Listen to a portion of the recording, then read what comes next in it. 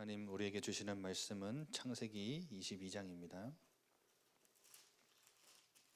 창세기 22장 9절부터 14절까지 말씀 보겠습니다.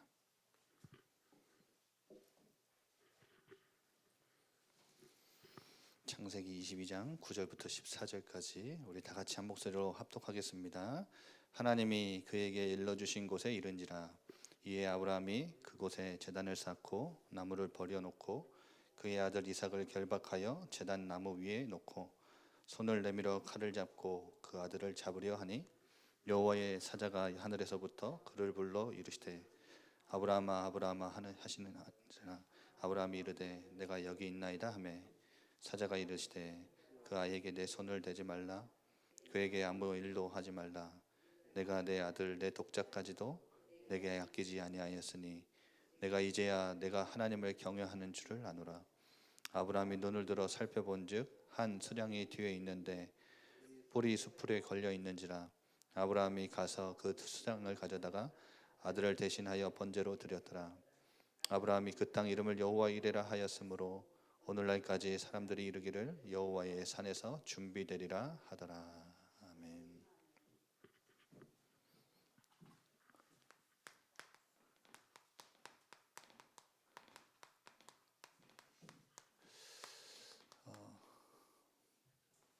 현장 살리는 원동력.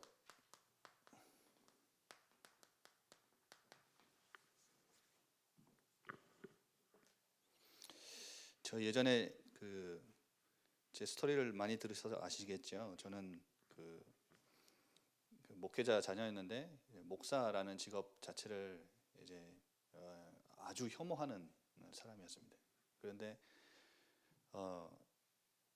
진짜 이 하나님이 저를 왜 그런 가정에서 그런 부모님들 밑에서 태어나게 하셨고 자라나게 하셨는지를 이제 말씀 듣고 복음 깨닫고 이제 대학생 때 필리핀에서 이렇게 말씀 이제 맨날 아침에 가서 프린트해서 녹취본 갖고 다니면서 읽으면서 은혜 많이 받았거든요.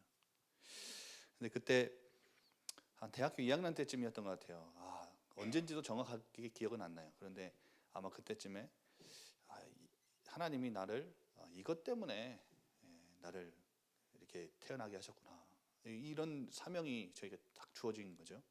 그리고 이제 목회자의 길을 가야 되겠다 해서 이제 그때 다른 공부를 하고 있었지만 그럼에도 불구하고 이제 한국에 내가 여기 졸업해서 들어가면 렘넌트 신학교를 가야 되겠다. 그래서 이제 렘넌트 신학교를 들어가고 또 귀하게 또 서울에서 그 교회에서 배경이 되어 주셔가지고 또 신학 공부도 시켜주시고 사역도 맡겨주시니까 했고요.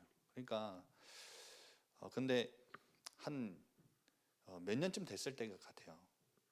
처음에는 그냥 못 모르고 시작했는데 한 4년, 3년, 4년, 5년 이렇게 지나니까 제가 해야 되니까 하고 있더라고요. 무슨 말인지 아시겠어요? 일이 나에게 주어지고 사역이 주어지니까 그냥 해야 되니까 하고 있더라고요. 그리고 자리하고 위치를 직분을 하라고 이걸 딱 거기에 앉혀주니까 맡겨지니까 그냥 하게 되더라고요. 그냥 하고 있던 거예요. 사명 발견해서 시작했어요. 신학교도 다녔고요. 다니면서 공부도 시켜주니까 또 사역도 시켜주니까 사역도 했어요. 소명과 사명 제가 올바르게 가지고 시작했는데 이게 오더라고요.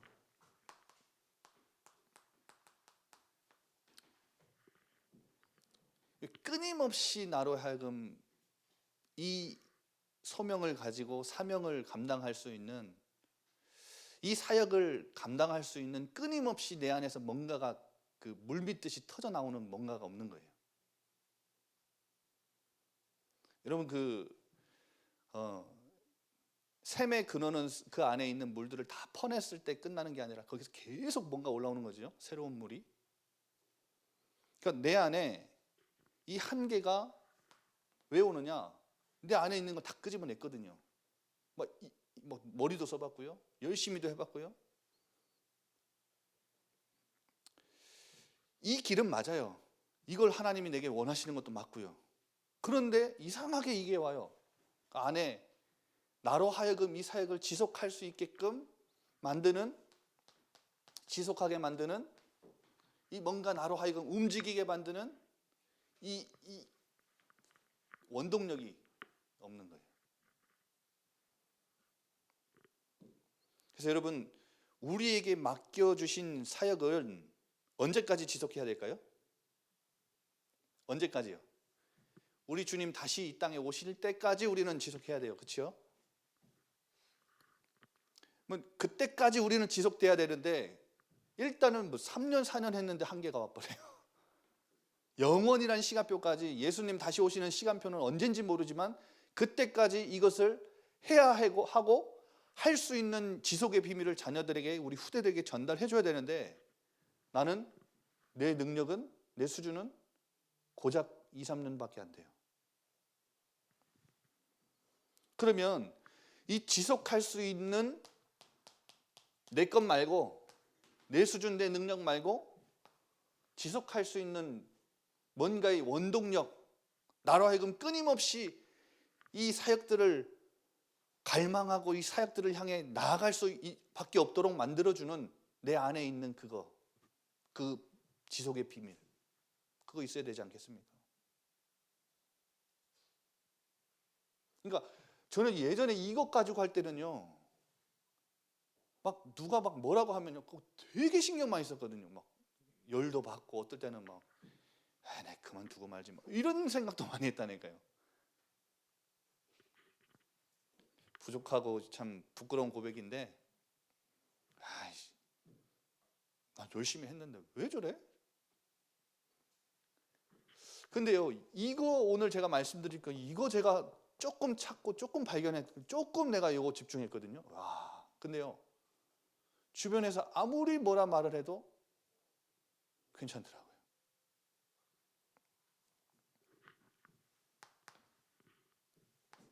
그 첫 번째 원동력이 은혜입니다. 은혜. 오늘 장로님 기도하실 때도 앞에 읽으셨지요? 로마서 5장 6절에서 11절. 우리가 어떻게 될 때요? 어떤 상태에 있을 때요? 연약할 때. 우리가 경건치 못할 때, 경건치 못하다는 것은 무슨 말이에요? 우리가 하는 행위가 아무리 우리가 선하다고 옳다고 생각하는 모든 행위, 하나님 보실 때는 선한 게 하나도 없어요. 하나님 볼 때는 그게 의로운 게 하나도 없다니까요. 그래서 여러분, 우리는 연약하고 경건하지 못할 때, 죄인 되어 있을 때, 원수 되어 있을 때 하나님은 자신의 사랑을 뭐 하셨다고요? 확증하셨다고요. 자신의 아들을 십자가에서 내어주시고 죽이심으로 그의 사랑을 확증하셨어요. 한마디로 너 좀 잘해봐, 내가 뭐 줄게, 이런 게 아니에요. 이게 하나님의 은혜인 거예요. 요한일서 4장 10절, 이 사랑을 우리가 받은 은혜로 받았는데 어떻게 생각해요? 우리가 내가 사랑한 것처럼 생각하는데 내가 사랑한 게 아니요, 누가 먼저 사랑한 거예요? 하나님이 우리를 사랑하셨다. 이게 은혜인 거죠. 십자가에서 완전히 우리가 죄인 돼 있고 원수 돼 있는 상태 속에 있을 때 하나님은 십자가에서 사랑을 확증하셨을 뿐 아니라 하나님이 우리를 먼저 찾아오셨대요. 사랑으로. 대단한 거죠.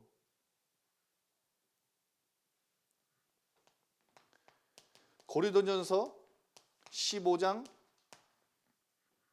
9절 10절, 바울이 이렇게 고백해요. 나의 나된 것은 뭐라 그러죠? 다 하나님의 은혜라. 근데 그 뒤에 고백은 하나님이 내게 주신 그 은혜를 내가 헛되이 하지 않기 위해서 다른 사도들보다 훨씬 더 수고를 많이 했으나 그 수고조차도 내가 한 것이 아니요, 하나님의 은혜로 했다고 하잖아요. 그러니까 여러분, 우리에게 주어진 이 은혜가 얼마나 우리에게 큰 인생의 가치요 값어치인지 바울은 자신의 인생을 다 들여서 그 많은 사도들보다 훨씬 더 많은 수고를 했으나 그것조차도, 그 수고조차도 내가 한 것이 아니라고 해요. 여러분, 그래서 은혜에는 동기를 부여해주는 뭐가 있냐? 힘이 있습니다. 힘이. 그래서 제가 첫 번째 원동력을 은혜로 꼽는 거예요. 제가 예전에 한계 만날 때 말은 못했지만, 그리고 그만두진 못했지만 사역을 계속 하는데 이 부분에 대한 질문이 제 안에요 늘 있었어요. 뭐가 도대체 문제일까? 이건 아닌 것 같은데, 이렇게 하는 건 아닌 것 같은데. 그런데 진짜 발견하게 된 게, 내가 날마다 하나님이 내게 주신 은혜에 대한 묵상이 없었구나.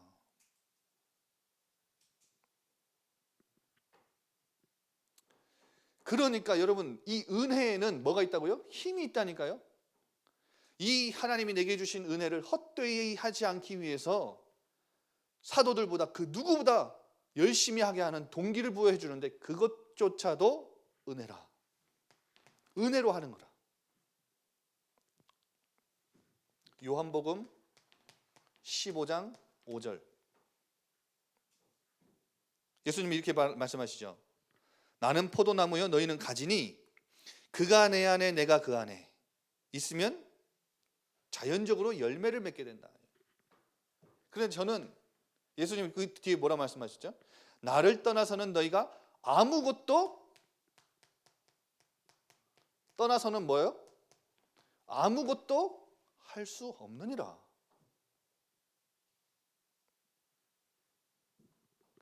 그런데 저는 그리스도는 내게 구원을 주고 끝난 것이, 그리스도로 내가 구원 받았으면 이제 하나님이 그 구원 때문에 내가 열심히 뛰면 기뻐하시는 줄 알았어요. 그런데 내가 그 안에 거해야 되는, 늘 그 안에 은혜 속에 거하고 있어야 일이 가능하다는 것을 말씀하시는 거잖아요. 그래서 저는 오늘 여러분에게 우리 현장 살릴 우리 예일교회 제자들에게, 그리고 온라인으로 함께 또 예배하는 우리 제자들에게 이렇게 말씀드리고 싶어요. 질문해 보세요. 여러분, 하나님이 내게 주신 은혜를 늘 묵상함으로 진짜 감사 여러분 안에 있으십니까? 이거는 겉으로 맨날 웃고 다니면서 감사합니다, 고맙습니다 이렇게 하고 다닌다고 그게 감사한 게 아니라, 진짜 이건 여러분이 아시잖아요. 이건 여러분이 아실 거예요. 내가 은혜에 대한 묵상이 있어서, 내 삶에 있어서 은혜로 말미암아 늘 감사하고, 은혜 때문에 감격하고, 은혜 때문에 늘 감동하고 있는가?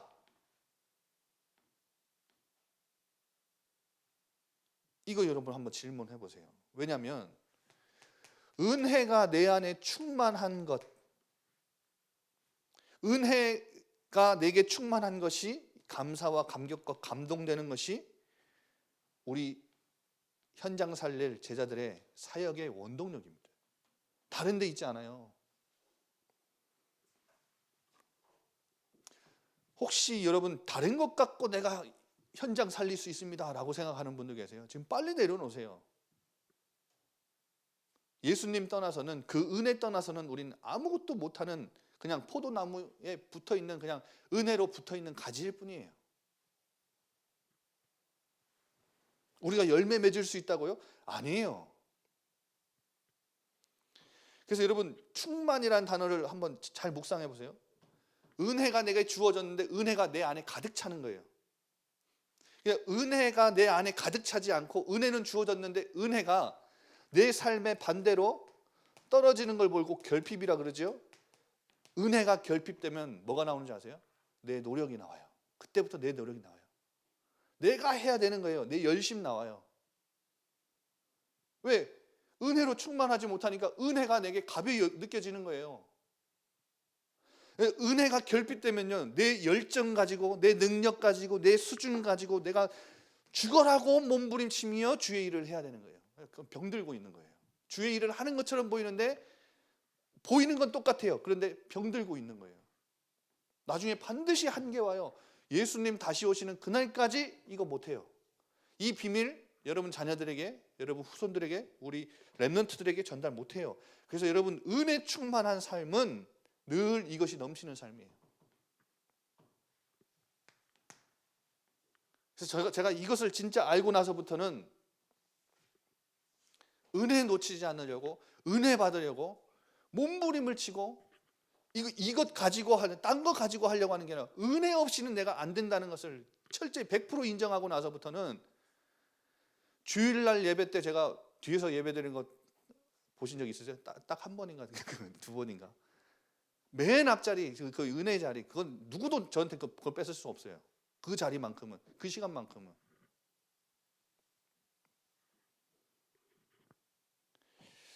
우리 그 사역자분들 많이 말씀 듣고 계시죠?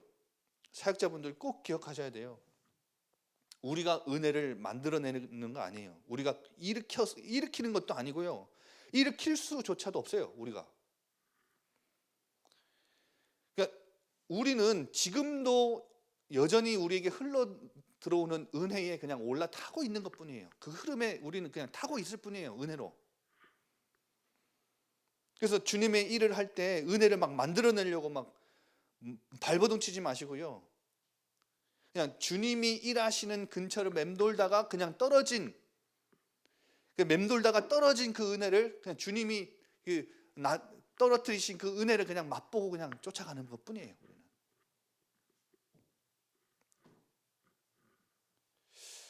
그래서 우리 사역자분들이 막 은혜를 막 끼치려고 막 은혜를 전달하려고 막 열심히 하죠. 아니에요. 여러분 은혜 충만하세요. 은혜가 내 안에 가득하도록. 이게 현장을 살릴 수 있는 첫 번째 원동력이에요. 두 번째가 뭐냐? 이 사랑이, 은혜가 우리 안에 감격과 감사와 감동으로 늘 충만하게 채워져 있으면요, 그 안에서요 그 진액이 탁 우러나와요. 진액이 우러나와요.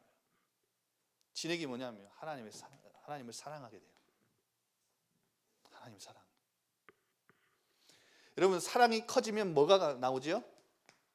순종도 커져요. 순종이 나와요. 그러니까 이거 하세요, 저거 하세요. 뭐 많은 목사님들이 많이 설교할 때 움직이려고 그러니까 저는 솔직히 말씀드릴까요? 더 솔직하게 말씀드릴까요? 저 저기 와서 처음에 담임 목사님 그 강단에서 계속 설교하셨는데 너무 이것만 얘기하시는 거 아니냐 그 생각하고 있었거든요.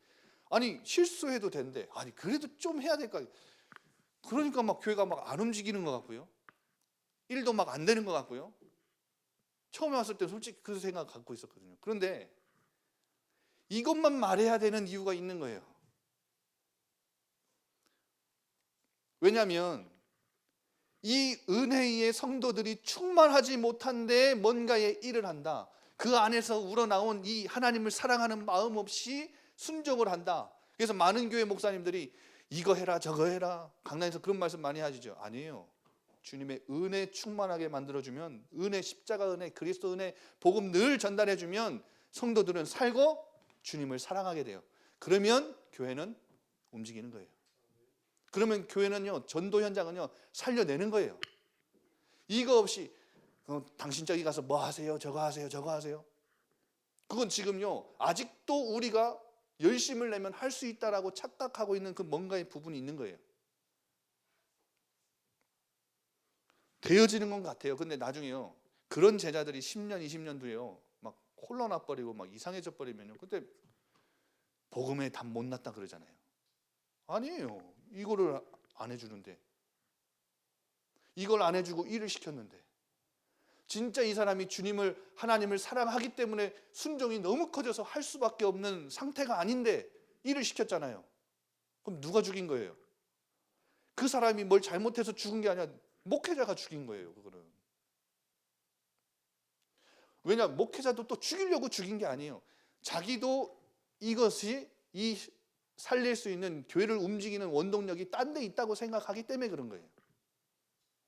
여러분, 그래서 진짜 은혜 아니면 안 된다라고 하는 것을 100%, 200%, 300% 인정하는 만큼 여러분의 현장은, 여러분의 사역은 일어날 거예요.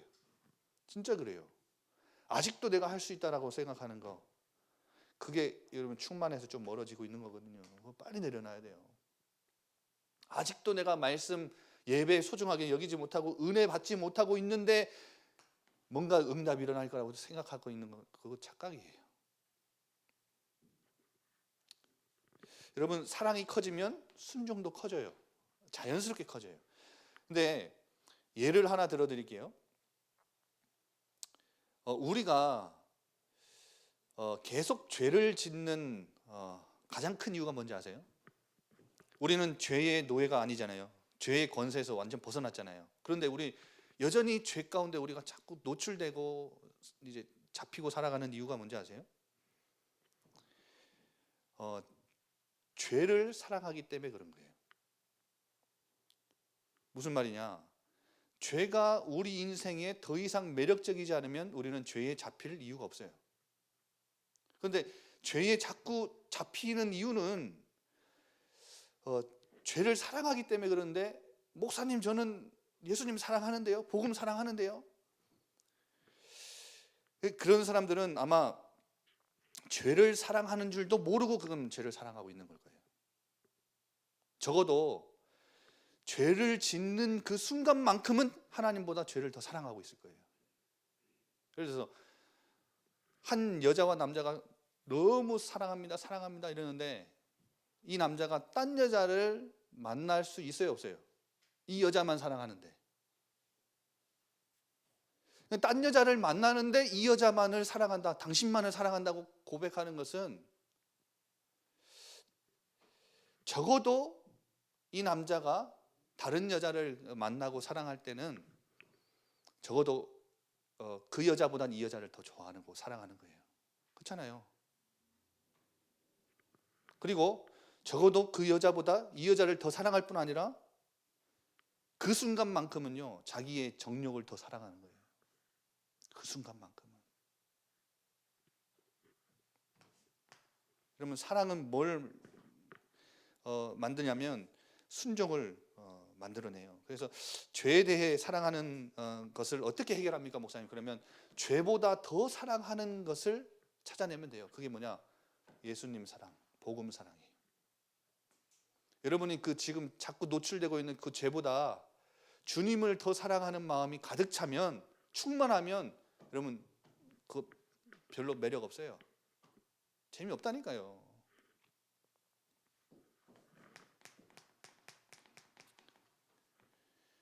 진짜 그 상대를 사랑하면요, 그 사람의 미움이 되고 싶지 않고 기쁨이 되고 싶지요. 그래서 여러분, 주님을 진짜 사랑한다면 진짜 사랑하는 자들의 마음속에는요, 소원이 있어요. 그게 뭐냐? 나 진짜 주님의 기쁨 되고 싶어요. 그거 소원이 있을 거예요. 내 인생 하나님 앞에 서는 날, 마지막 때 다른 사람들이 나를 어떻게 생각하든지 상관없이 나를 맞아주실 그 기다리고 계시는 내 주님만큼은 나를 기뻐해 주길 원하십니다. 그 마음이 여러분에게 있겠지요. 그리고 누군가를 사랑한다면 그 사람의 관심과 뭐예요? 그 사람의 소원과 그 사람 인생의 목적이 누구 것이 돼요? 내 것이 돼요. 저절로 돼요. 그냥 사랑하면 이거는 다 따라오는 거예요. 이 사랑은 어디서 우러나온다고요? 은혜 충만할 때 하나님을 향한, 주님을 향한 사랑은 그 안에서 우러나오는 거예요.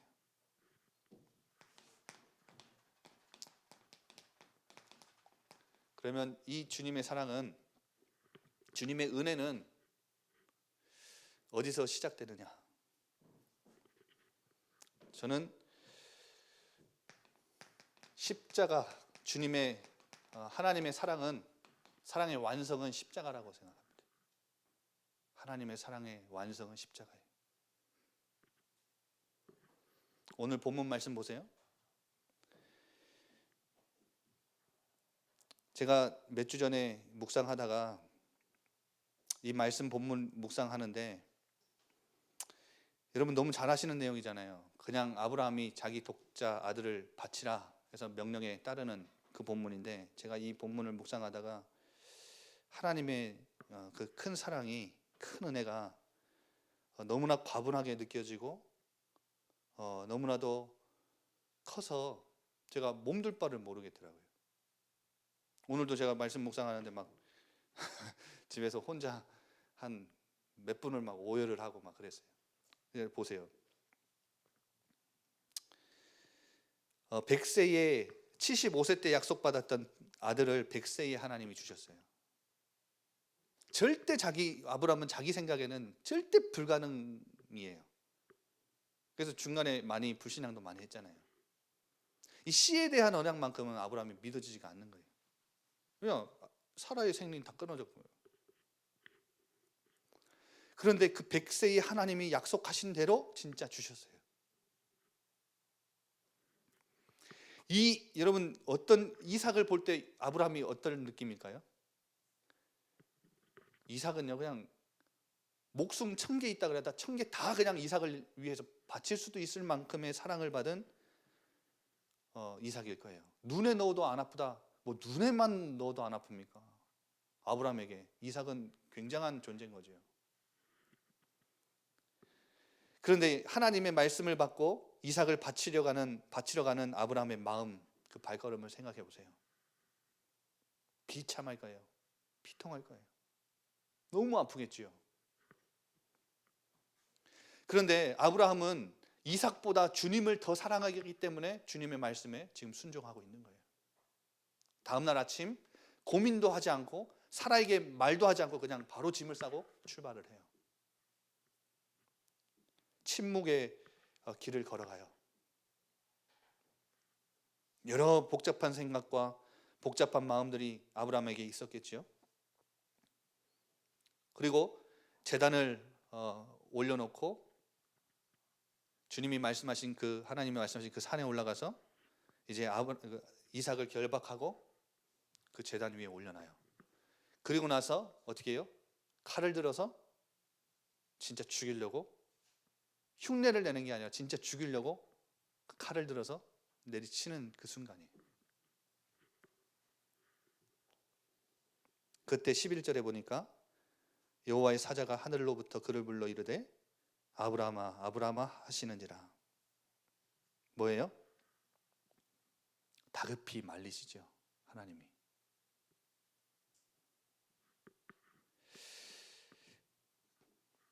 그에게 아무 일도 하지 말라. 내 아들 독자까지도 내게 아끼지 아니하였은즉 하나님을 경외하는 줄을 아노라.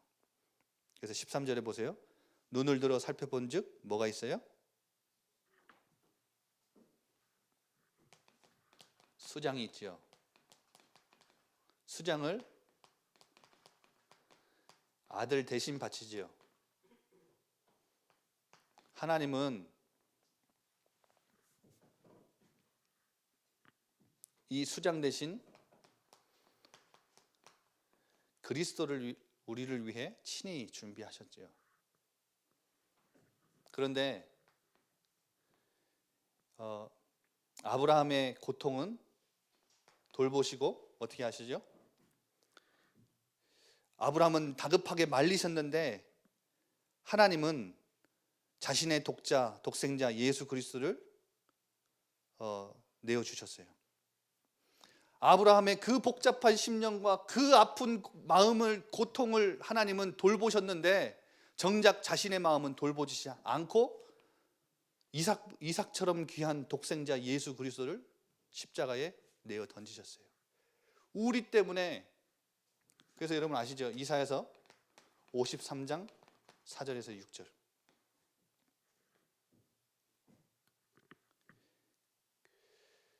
우리의 허물 때문에 그 예수 그리스도, 독생자 예수 그리스도를 찔리셨고 그가 상처를 받고 상함을 받은 것은 우리의 죄악 때문이에요.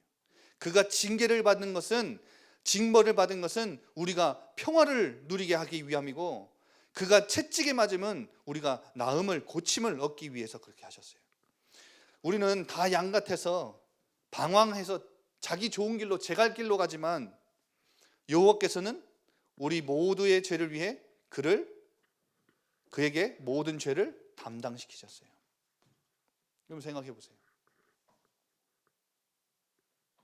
정작 아브라함의 고통은, 그 마음은 다급히 멈추시면서 돌보셨는데 정작 자신은 돌보시지 않으시고 내어주셨어요. 저는 이 사랑을 너무 크게 다가와서, 야, 내가 받은 사랑은 진짜 너무나도 과분한 사랑이구나. 그래서